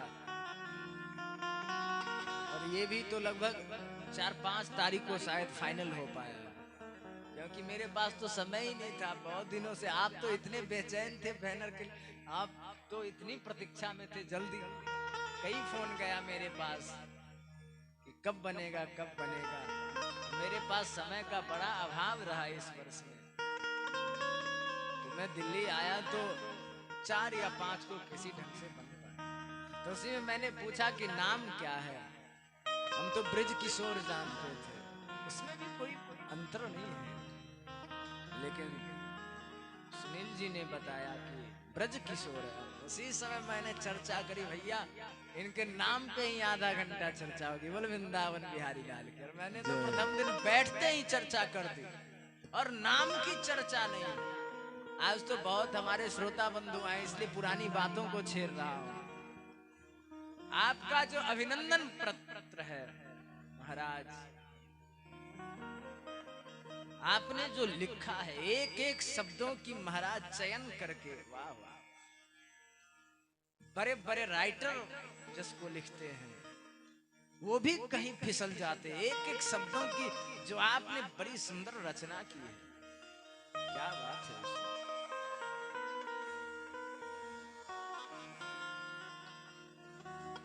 क्योंकि आप सदा अध्ययनरत ही रहते हैं। मैंने मनोज जी से पूछा कि आप जब कथा की चर्चा हुई तो, कथा की चर्चा तो बहुत दिनों से हो रही थी। रामचरितमानस को सुनने से क्या होता, महाभारत सुनने से क्या होता, भागवत सुनने से क्या होता, क्या लिखावट, क्या आपकी अनुपम। भैया व्यक्ति के शब्द से ही यह पता चलता है कि इसके भीतर है क्या।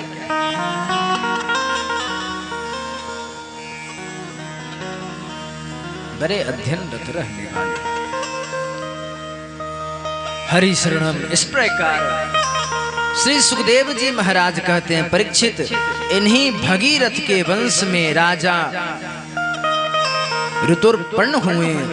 ऋतुर्पर्ण के 100 दास अस्मत नारी कवच के खटवांग हुए, दिलीप हुए, जिनके नाम से रघु वंश चला। और इन्हीं रघु महाराज के अज और अज के पुत्र दशरथ।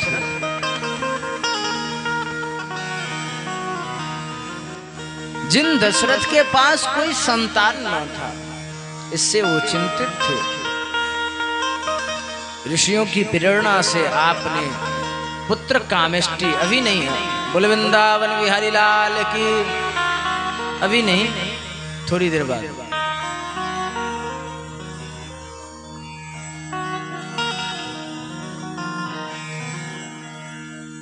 जिन्होंने पुत्र कामेष्टि यज्ञ किया, जहां खीर लेकर यज्ञ नारायण भगवान प्रकट होते हैं, खीर लेकर के तीनों रानियों को खिलाया जाता है।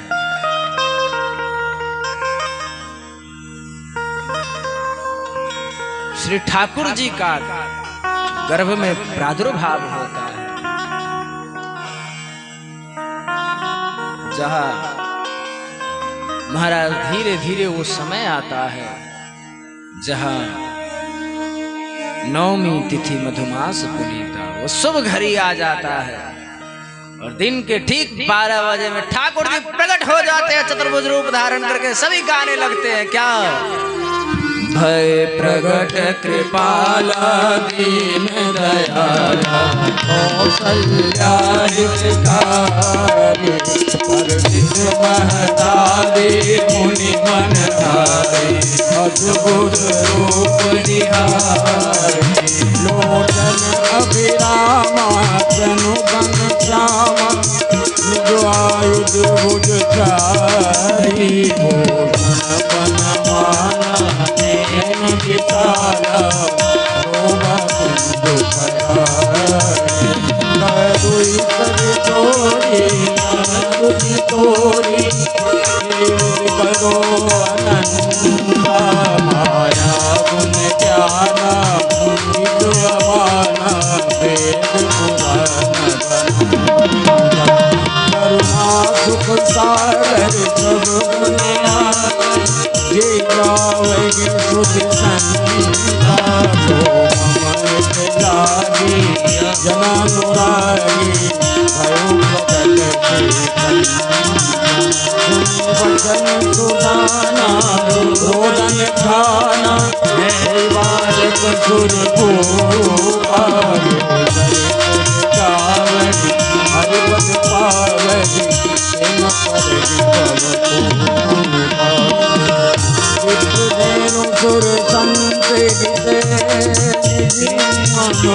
अवतार निर्दीक्षा निर्मित तनु माया गुण गोपाल माया गुण गोपाल माया गुण गोपाल।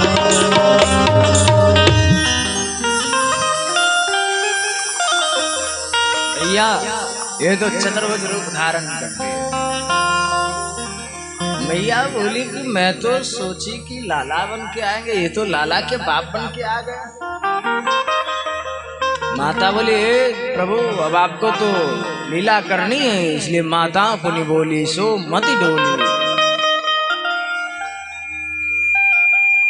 माता बोली तजहु तात यह रूपा, इस रूप को छोड़िए कीजिए शिशु लीला, आप सुंदर लीला करें।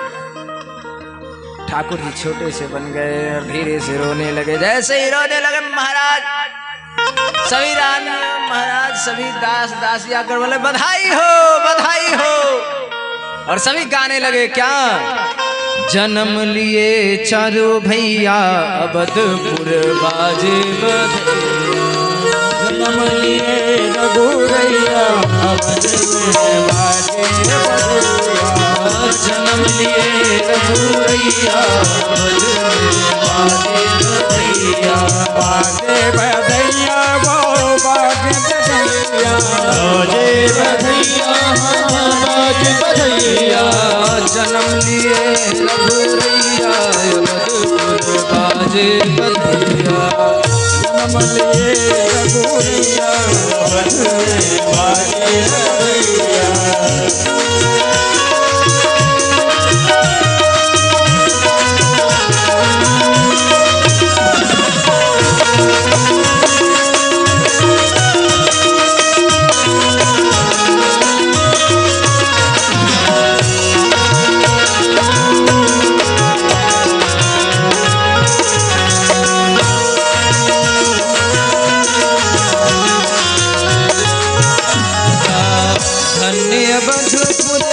धन्य रज दशरथ, धन्य अवधपुर धन्य रज दशरथ, धन्य अवधपुर धन्य रज दशरथ, धन्य अवधपुर धन्य रज दशरथ, धन धन धन धन धन धन कौशल्या मैया अवधपुर बाजे बधैया, मैया अवध में बाजे बधैया।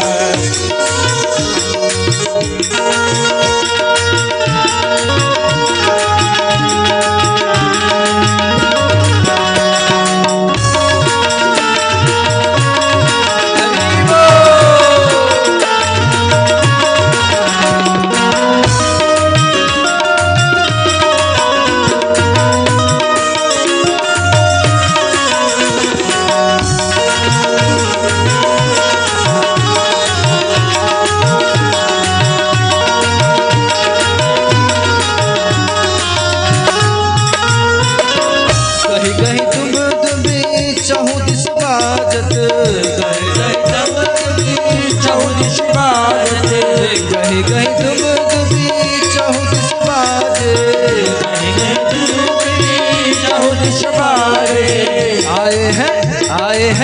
आए हैं नीत करैया अवधपुर बाजे बधैया। आए हैं गीत करैया अवध में बाजे बधैया।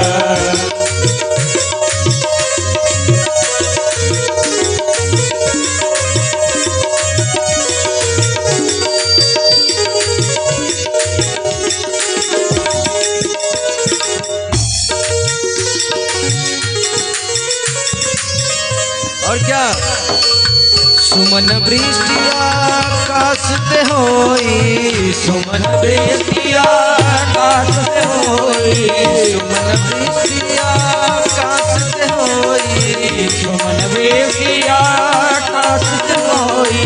नृत्य करे सुररैया अवधपुर बाजे बधैया।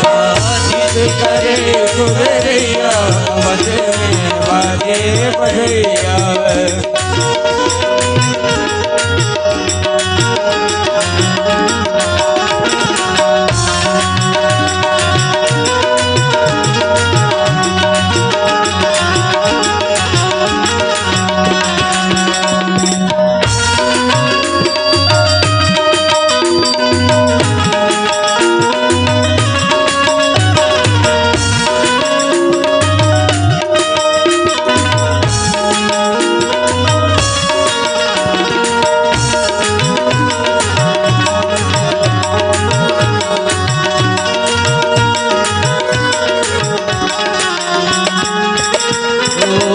राम गुलाम के रसिक शिरोमणि, राम गुलाम के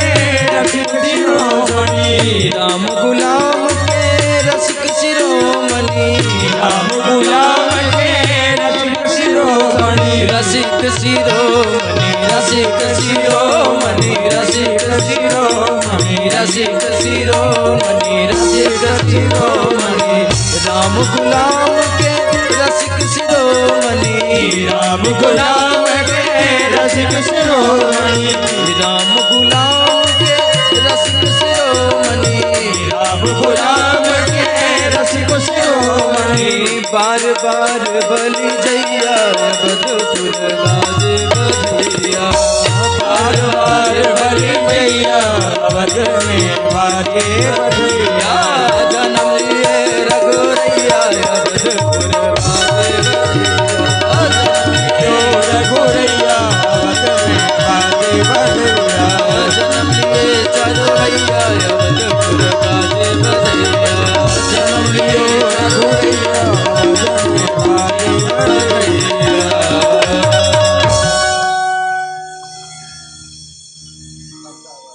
बोल राघवेंद्र सरकार की, अयोध्या धाम की, मिथिला धाम की। महाराज बड़ा ही आनंद उत्सव छाया है। 1 महीने तक दिव्य उत्सव चला है। वहां सारे देवता आकर आकाश मंडल में अवस्थित होकर के महाराज उस उत्सव को देखने लग गए। महाराज राजा ने लुटाना प्रारंभ किया, प्रजाओं ने लूटना प्रारंभ किया। बड़ी सुंदर जन्मोत्सव मनाया गया है, जहां श्री ठाकुर जी का नामकरण संस्कार होता है। जो आनंद सिंधु सुख राशि सी करते त्रिलोक सुपासी, सो सुख धाम राम अस नामा। जो आनंद को देने वाला हो और आनंद को जो आनंद सिंधु सुख राशि, महाराज जो संपूर्ण आनंद के सिंधु नदी को बहाने वाला हो, ऐसा जिसका स्वभाव हो, गुण हो, उसका नाम राम है। विश्व भरण पोषण कर जोई, ता करनाम भरत तो सोई। महाराज इस प्रकार से चारों भैया का नामकरण संस्कार हो। भैया चारों भैया उस अवध में चलने लगते हैं। कैसे? अपने घुटमन के लिए क्या कवियों ने गाया है। चंद्र बाजत पैजनिया तुम चलत भावत बाजत पैजनिया तुम चलत भावत उठत जगाए ओ मिलत गाय मातु गोदले गाय मातु गोदले तुमके चलते आजत पैजनिया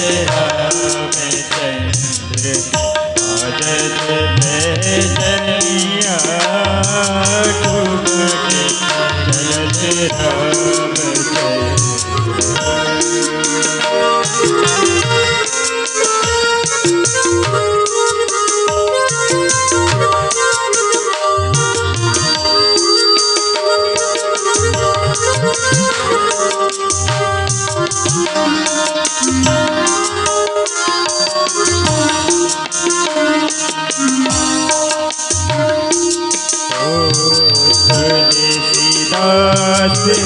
अति आनंद तुलसीदास अति आनंद एक के मुखारि बेद तुलसीदास अति आनंद देख के मुखारि रघुवर के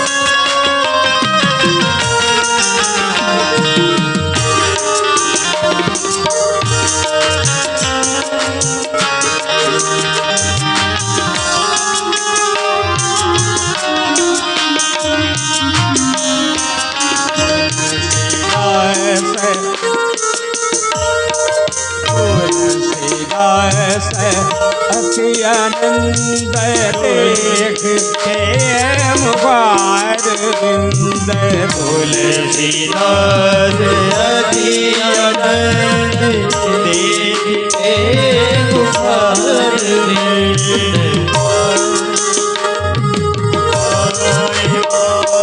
गोद लेत दशरथ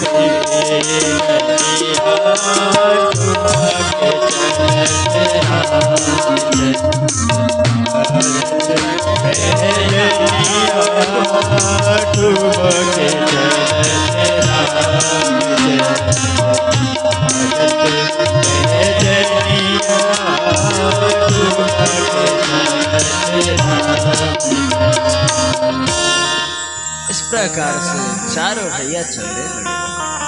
धीरे धीरे बड़े हुए महाराज अपने अनादि संस्कार महाराज सुबाहु मारीच का वध करते हुए महाराज जनकपुर पहुंच गए विश्वामित्र जी के साथ। हाँ भैया जो 2 घंटे में कथा करते होंगे वो कैसे करते होंगे? मैं तो 4 घंटा करता हूँ। बोल वृंदावन बिहारी लाल की जय।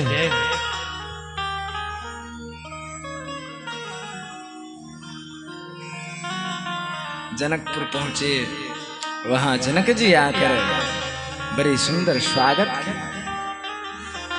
गुरु जी की आज्ञा पाकर श्री ठाकुर जी निकले नगर में घूमने। महाराज देखे नगर कैसा है, लखन जी से कहते हैं, अरे लखन सुनो सुनो, देखो तो ये नगरी कितनी सुंदर है। बोले वृंदावन बिहारी लाल की जय। अरे बड़ा ही दिव्य है, बड़ा ही मनोहर है, बड़ा ही सुंदर है। क्या कवियों ने गाया है। ओ सिया जो के मिथ ला नगरिया ओ मनोहर लागे। सिया जी के मीठे लाल नगरिया मनोहर लागे। सिया जो के मिथ ला नगरिया ओ मनोहर लागे। सिया जो के मीठे लाल नगरिया मनोहर लागे। ए अमुआ की डाली पे बैठे कोयलिया। अमुआ की डाली पे बैठी कोयलिया। अमुआ की डाली पे बैठे कोयलिया। अमुआ के डाली पे बैठे कोयलिया। बोले मधुर धुन कहे सिए सिए सिए। बोले मधुर धुन कहे सिए सिए। बोले मधुर धुन कहे सिए सिए सिए। बोले मधुर धुन कहे सिए सिए। बोले मधुर धुन कहे सिए सिए सिए। बोले मधुर सिए सिए। बोले मधुर धुन कहे सिए सिए सिए। बोले मधुर धुन बोले सिए सिए सिए। ठाकुर जी का दिल लगन। अरे लखन सुनो तो, ये कितनी सुंदर नगरी है। देखो तो यहाँ क्या आम की डाली पे बैठे कोयलिया। आम की डाली पे बैठी कोयलिया। देखो तो यहाँ ये आम के वृक्ष पे बैठा हुआ कोयल को तो देखो। अरे ये सीए सीए की आवाज लगा रहे। अरे महाराज क्या है नगरी में। और क्या बोले मधुर धुन कहे सिए सिए सिए। बोले मधुर धुन बोले सिए सिए सिए। ओ सिए सिए। ठाकुर जी जहाँ भी जाते सिए सिए की आवाज उनके कानों में आती। ठाकुर जी कहते हैं बोले मधुर धुन कहे सिए सिए सिए। बोले मधुर धुन बोले सिए सिए सिए। आम की डाली कोयलिया ओ मनोहर लागे। आम की डाली कोयलिया लागे। आम की डाली कोयलिया ओ मनोहर लागे। आम की डाली कोयलिया मनोहर लागे।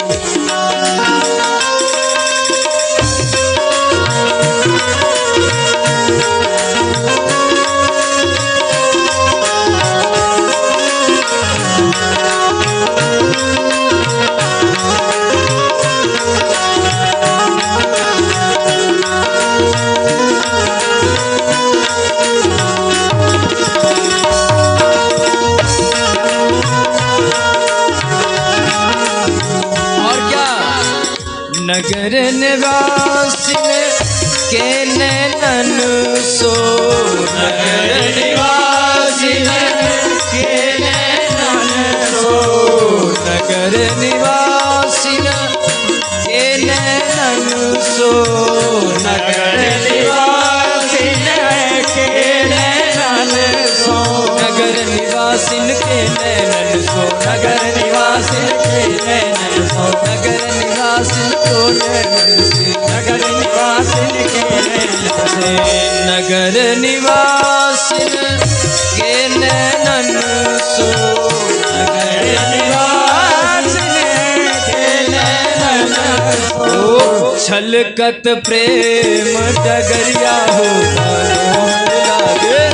छलकत प्रेम डगरिया लागे। सिया झुके मिथिला नगरिया मनोहर लागे। सिया झुके मिथिला नगरिया मनोहर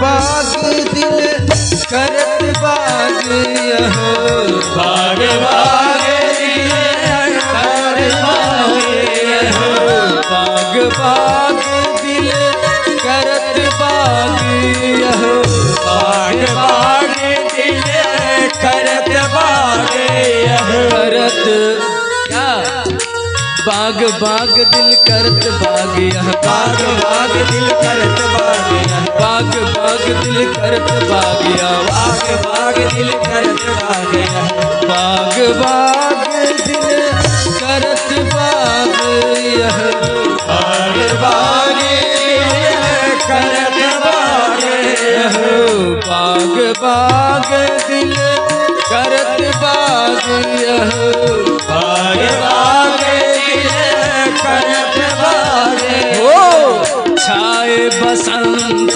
बहरिया हो मनोहर लागे आए बसंत बहरिया हो हरिया लागे छाए बसंत बहरिया हो हरिया लागे सियाए बसंत बहरिया हो मनोहर लागे सिया झुके मिथिला नगरिया हो मनोहर लागे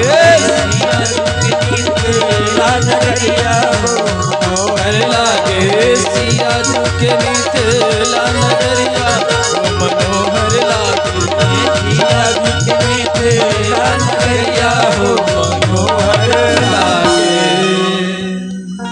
ठाकुर जी कहते वाह लगन क्या मनोहर नगरी है, क्या अनुपम नगरी है, क्या सुंदर है। जाके कोयल भी गाते महाराज ओ सिए सिए सिए की ध्वनि आ रही शब्द आ रहे। इसलिए छलकत प्रेम डगरिया भैया मिथिला से अधिक प्रेम भी कहीं नहीं हो सकता। क्या प्रेम की भूमि, वृंदावन भी प्रेम की अगर भूमि है तो मिथिला भी प्रेम की भूमि है भैया। वृंदावन में गोपियों ने कृष्ण से प्रेम किया तो भैया मिथिला के सखी ने राम से प्रेम किया। वो प्रेम रूपी जंजीर में राम को भी बांध डालती है। किसी में ये सामर्थ्य नहीं कि ठाकुर को बांध पाए, जो दुनिया को बांधता है उसे कौन बांध सकता है भैया। उस राम को भी स्नेह रूपी रस्सी से कौन मिथिलानी बांध डालती है। ऐसे श्री ठाकुर जी भैया। आज तो ठाकुर जी का श्री रामचंद्र जी का जन्म है, विवाह है भैया। मिथिला में बैठा हूँ, मिथिला वासी हूँ तो भैया कुछ तो बनता है। बोले वृंदावन बिहारी लाल क्या विवाह पद्धति चले या कथा। देखिए विवाह वाले कौन, राधे जी, राधा दीदी कह रही है। हेडलाइट में आप ही का नाम आएगा। बोले वृंदावन बिहारी लाल। ठाकुर जी आए और कहे गुरु जी क्या बताऊं, क्या सुंदर नगरी है, वाह वाह वाह। अगले दिन बाद श्री ठाकुर जी क्या किए,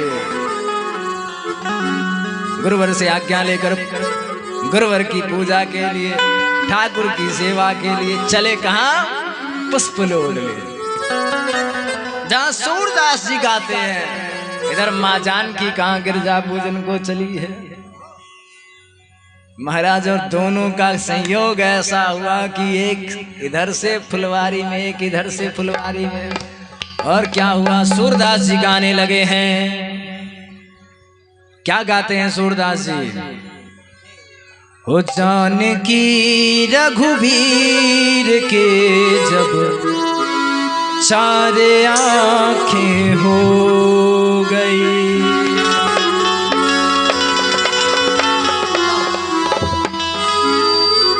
जानकी रघुवीर की जब चार आंखें हो गई। रघुवीर की जब चार आंखें हो गई। और क्या हुआ, सूरदास जी गाते हैं, अली नसाने के लिए तलवार आंखें हो गई। अली नसाने के लिए तलवार आंखें हो गई। ओ अली नसाने के लिए तलवार आंखें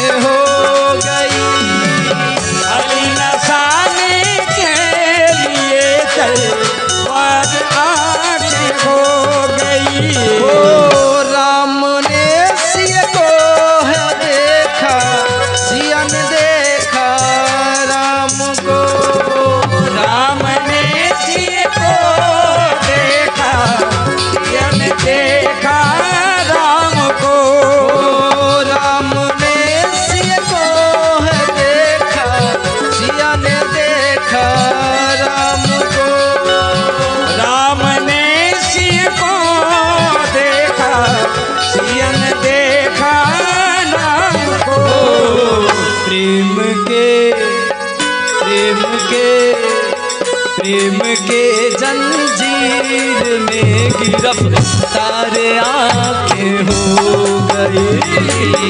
प्रेम के जंजीर में गिरफ्तार आंखें हो गई।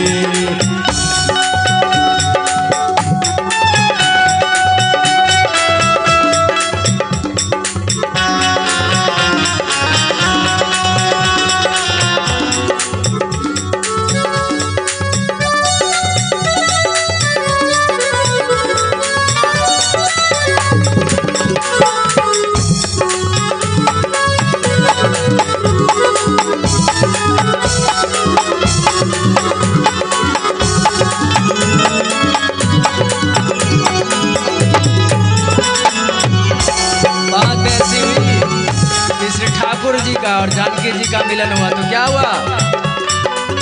पलट कर घूंघट के पट से राम को देखे सिया। पलट कर घूंघट के पट से राम को देखे सिया। पलट कर घूंघट के पल से राम को देखे सिया। पलट कर घूंघट के पट से राम को देखे सिया। देखते ही देर तक दीदार आंखें हो गई। देखते ही दीदार आंखें हो गई।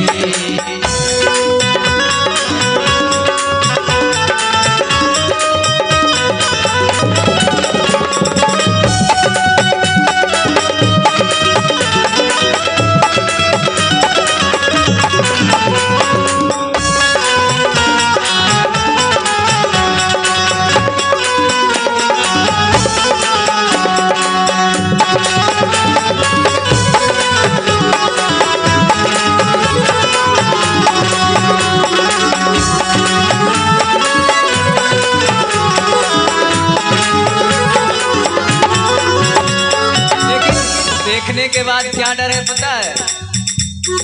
देख तो रहे बड़ी देर तक दीदार हो रही है, लेकिन राम को गुरुवर का डर है, सीए को डर है मातु का। राम को गुरुवर का डर है, सीए को डर है मातु का। राम को गुरुवर का डर है, सीए को डर है मातु का। राम को गुरुवर का डर है, सीए को डर है मातु का। लेकिन क्या हुआ मास्टर साहब पता है? सूरदास जी ने इन परिदृश्यों को देखा है। सूरदास जी ने अपने मन की आंखों से देखा है और क्या गाते हैं? सूर बच्चू क्या करेला, चार आंखें हो गई। सूर बच्चू क्या करेला, चार आंखें हो गई। जानकी रघुवीर के जब चार आंखें हो गई। जानकी रघुवीर की जब चार आंखें हो गई। जानकी रघुवीर के जब चार आंखें हो गई।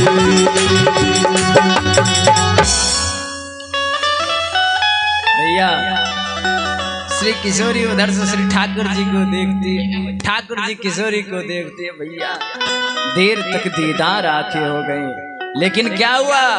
राम जी को डर है कि गुरु जी पूछेंगे का रे बचवा,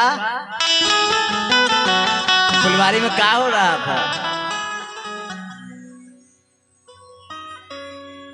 बोलना पड़ेगा। इतने देरी कैसे लग गई पुष्प रोड रे में? इसलिए क्या हुआ?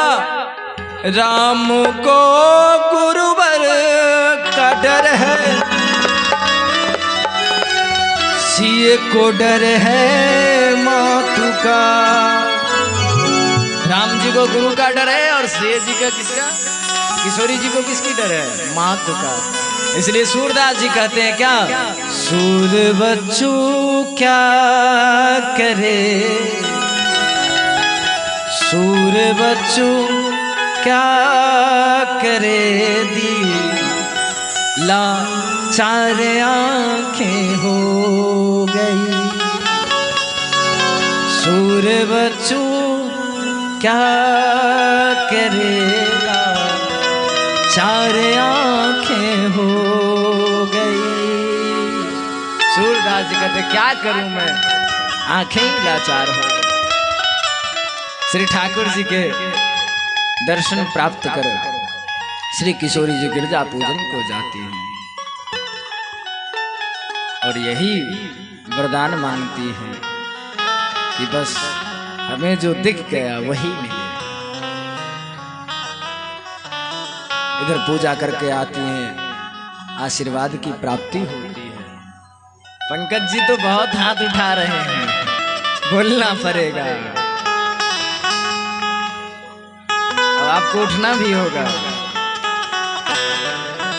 तो इधर क्या हुआ कि श्री ठाकुर जी आए हैं, इधर माँ जानकी आई हैं, इधर धनुष यज्ञ की सभा लगी। महाराज सारे बंदी जन आकर गायन किए हैं, सारे राजागण विराजमान हो गए, ठाकुर जी भी विराजमान हो गए, विश्वामित्र जी भी, लखन जी भी विराजमान हो गए। भैया धनुष उठाने की बारी आई, सारे राजा महाराज उठा उठा कर थक गए, पसीना छूट गया, किसी से ना उठा। अंत में तो 2 4 10 राजा पकड़ कर उठाना चाहे, आया जनक जी को क्रोध और अपने खड़े होकर कहने लगे,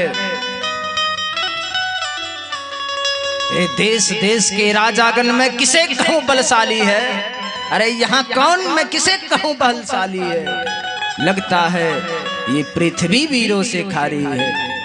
महाराज इतना सुनते ही लखन जी कहाँ चुप रहने वाले, महाराज उठे और सीधे महाराज गर्जना करते हुए बोलते हैं, महाराज जनक, जिस सभा में रघुवंशियों में से कोई एक बैठा हो, आपकी ये सामर्थ्य और हिम्मत कहाँ से आई, क्या आप ऐसी बात करे, अरे ये धनुष क्या चीज है, अरे अगर मेरे भैया श्री राम की आज्ञा हो, मैं इस पूरे ब्रह्मांड को गेंद की भांति उछाल दूंगा, पूरे ब्रह्मांड को मैं गेंद की भांति उछाल सकता हूं। महाराज ठाकुर जी ने शांत किया, बैठे। विश्वामित्र जी की आज्ञा पाकर ठाकुर जी चले गए।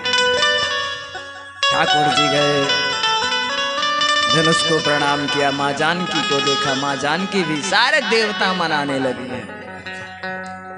ठाकुर जी ने देखते ही देखते क्या किया, महाराज सीधे एक हाथ को धनुष से उठाया और जाए उसके ऊपर प्रचंडा चढ़ाना चाहा, महाराज धनुष 2 भाग हो गया, भयंकर ध्वनि हुई है। परशुराम जी महाराज आए हैं, उनको श्री लखन जी ने तो पहले महाराज एकदम क्रोधित करा दिया। परशुराम जी कहते ये शिव ध्वनिया किसने टोरी, लखन जी ने कहा रे मैंने तो ऐसी कई ध्वनिया बचपन में टोरी। लखन जी अलग हुए, फिर राम जी ने कहा प्रभु ये धनुष तो कोई आपका दास ही तोड़ सकता है। परशुराम जी ने कहा दास वो होता है जो सेवा करे। ठाकुर जी ने कहा हे प्रभु आपका नाम तो परशु जो राम है, मेरा तो छोटा सा नाम है। परशुराम जी पहचान गए।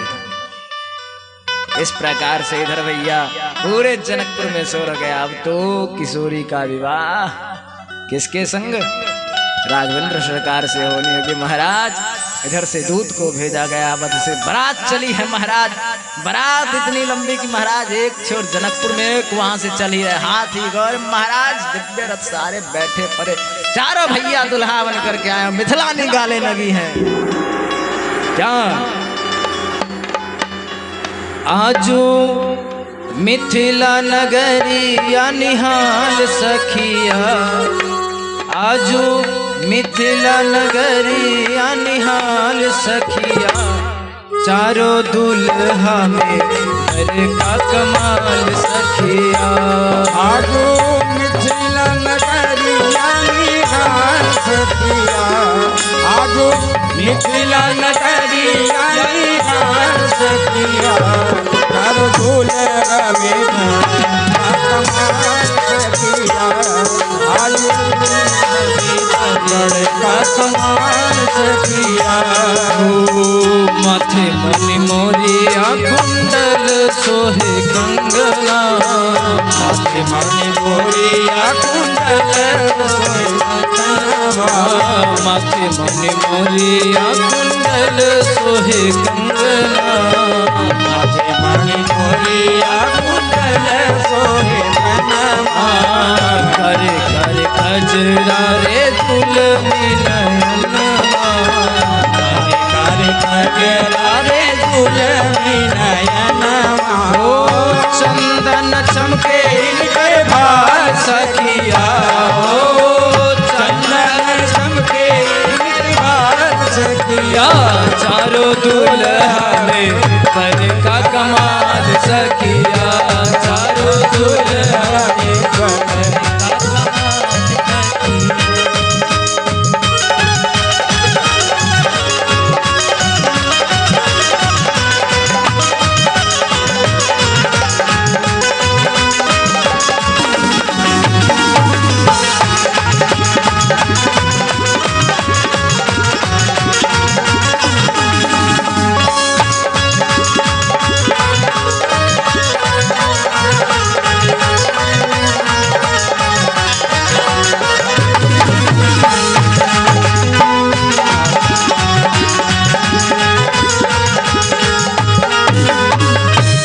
मिथिला धाम की मिथिलानी कहते देखो तो क्या चारों दूल्हा में बर का कमाल सखिया। अरे चारों दूल्हा में बर का कमाल का है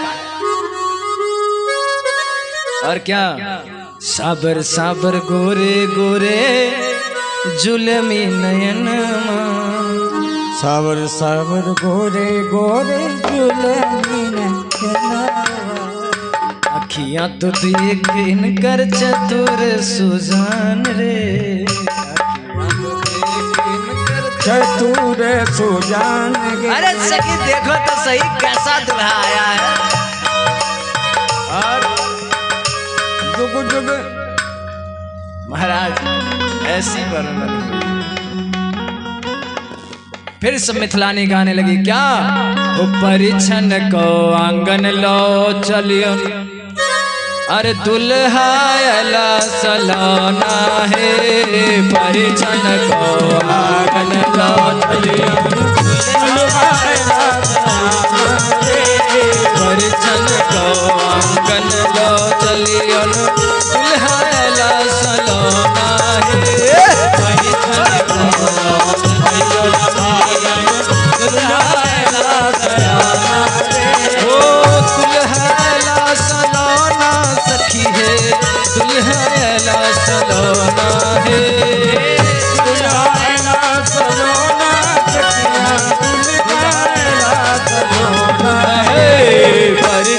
को आंगन लो चलियन दुल्हा सलोना है परिछन को आंगन दुल्हा सलोना रे।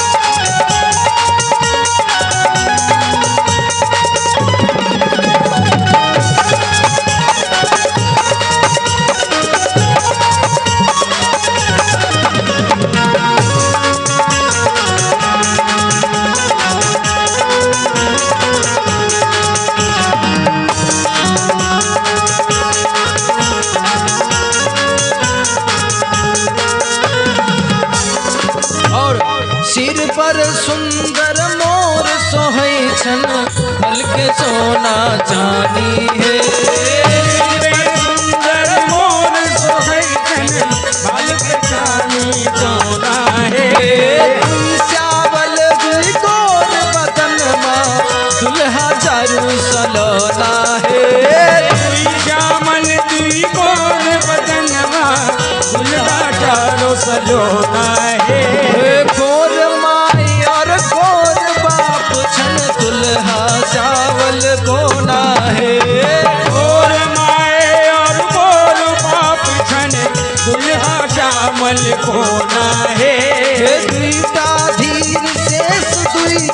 चंचल दुल्हा चावल को ना है दुईटा धीर शेष दुई चंचल दुल्हा चावल को ना है परिछन को आंगन लो चलियो न दुल्हा अला सलाना है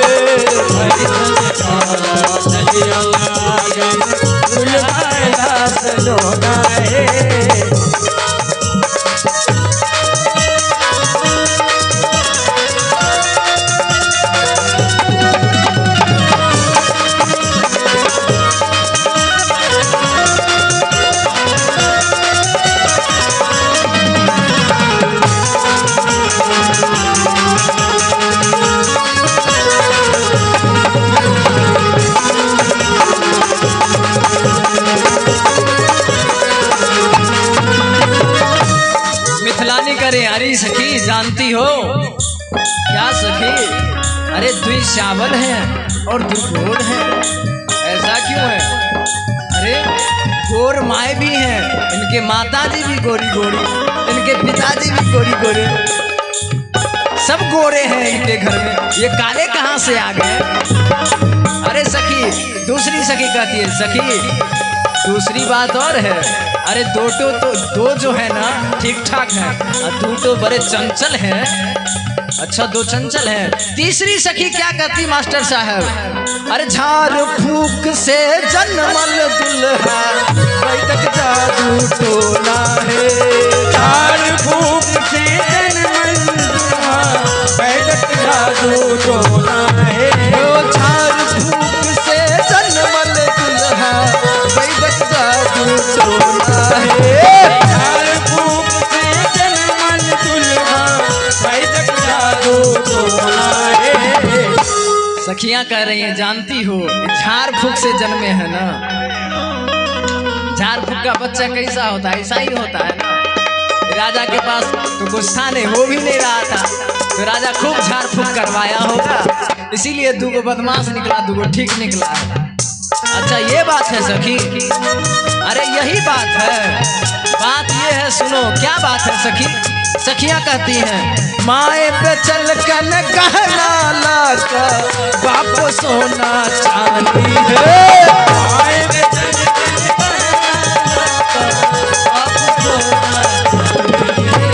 माए पे चल कन गहना लाका बाप सोना चांदी है, माए पे चल कन गहना बाप सोना चांदी है।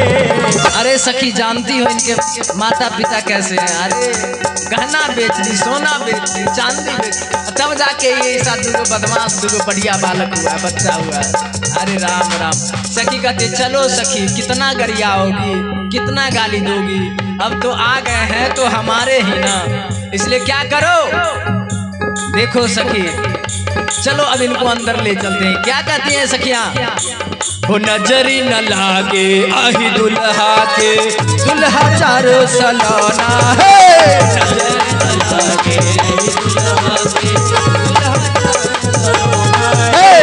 नजरी न लागे आही दुल्हा के दुल्हा चारो सलाना है,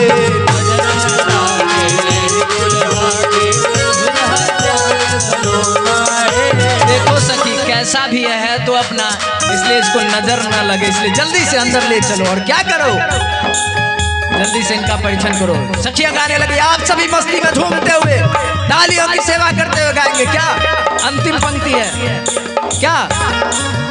हो परीक्षण का आंगन लो चलियन दुल्हा ला सलाना है,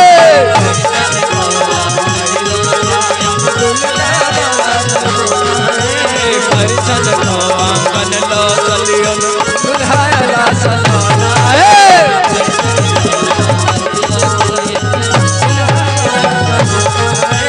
परिछन को आंगन लो चलियन दुल्हा ला सलाना है, दुल्हा ला सलाना है। लेकिन ऐसे नहीं होगा, आप सभी तो खूब खुश हो हमें ये मालूम है, लेकिन हाथ उठाकर तालियों की सेवा करनी होगी। 7 बज चुका है, 1 घंटा समय है। ठाकुर जी बन रहे हैं ना, नंद बाबा की तैयारी चल रही है। बोल वृंदावन बिहारी लाल की जय। बस ठाकुर जी भी आएंगे और आज तो मोर नृत्य भी होगा। सबों ने कहा कि आज छोड़ दो, लेकिन मैंने कहा कि देखो भैया, आज हमारे विशेष श्रोता सवार है जो सब दिन नहीं आएंगे, इसलिए भैया उनके लिए कुछ तो होता है, बोलना पड़ेगा, बोलना पड़ेगा। एक बार सभी हाथ उठाकर पीछे वाले, अब पीछे वाले बोले तो आगे वाले चुप हो गए, ऐसा थोड़े है। सभी एक बार हाथ उठाकर मेरे साथ बोलेंगे राधे राधे।